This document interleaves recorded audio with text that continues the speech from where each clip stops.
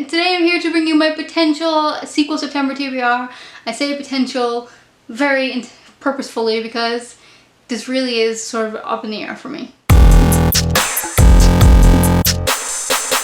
If you've been around for a while, then you know that I do Sepquel September every year. I haven't come up with this myself, by the way. It does come from someone else. It is a blog. I will leave the link down below so you can go check that out because give credit where credit is due. I've been doing Sepquel September for 3 or 4 years now. It started off because I had this really bad habit of not finishing series, picking up the first book, never reading the second or third book. But I have to say, this past year, I've actually done really well with it. So I don't have a whole lot of series to finish. If you can see this empty spot on a bookshelf way over here, those are all my series or last books in a series that I need to complete. So I'm gonna try to make some progress with some of these. My problem is all of these are fantasy books, and I have been realizing the biggest reason for my reading slump this past winter and spring was that I am burnt out on fantasy. I've been reading way too much, especially YA fantasy, and I'm not enjoying it as much as I used to. So I don't know how this is all going to work out. All the series that I have left to finish are fantasy series. If I get tired of fantasy, I will pick up something else, a lighthearted contemporary or whatever. I don't know yet. I'm not including any of those in my TBR, but just be aware that this month I probably won't be doing all sequels. The first book in my Sepquel September TBR kind of depends on if I finish the first book of the series before the end of the month.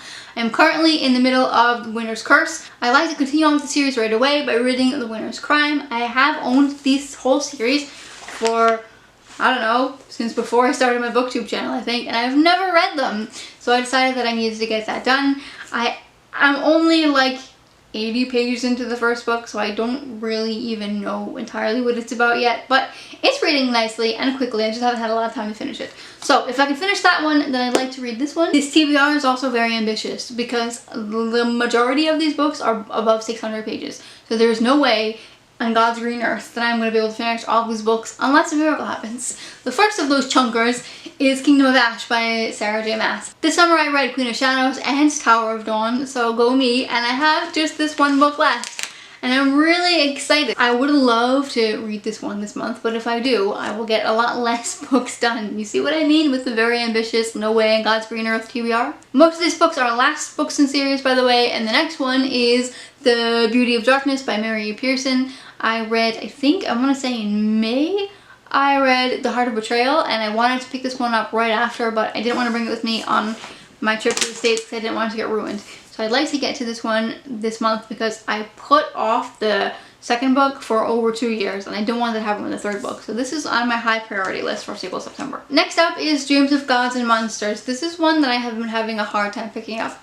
I don't want to DNF the series because I did like it, but I didn't love it enough to be excited about the concluding novel. And I don't have it available on audiobook, so I'm not really sure what I'm going to do with this one. I may not read it this month because I don't want to push it. I don't want to put myself into another reading slump.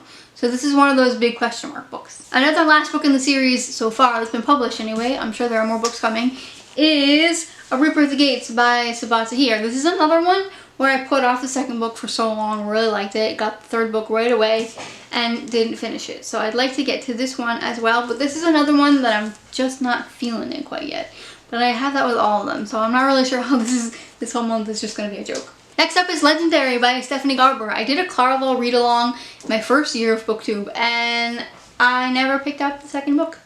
So I'm gonna hopefully be able to do this one. This one was kind of fun, so I'm not dreading this one as much as I'm dreading some of the other ones. It's just really long. And lastly is another one that I'm really excited to finally get to. That is Lion Cub by J.P. Harker. Lion Cub is the third book so far in the Caledon saga. This series is a series that I got sent to from the author. It was a series that I was really interested in reading because it is a combination of Iron Age Wales and Imperial Rome and how those two cultures kind of collided. Wildcat was one of my favorite books of 2017. I read Leaping Wolf as well, and I enjoyed it. Not quite as much as I enjoyed Wildcat, but this one I have heard is a killer. So I am so excited to finally catch up on this series. Thank you again to the author for sending me this book. I'm really excited to get into it. Probably the 2 books that I'm reading this September will be this one and Kingdom of Ash, and that will be, in my humble opinion, enough for 4 or 5 books because These two books are just ridiculous. That wraps it up for my Sepquel September TBR. If you enjoyed this video, give it a big thumbs up. If you haven't yet, it would mean a lot for me if you would click that subscribe button, and I will see you next time. Thanks for watching. Bye.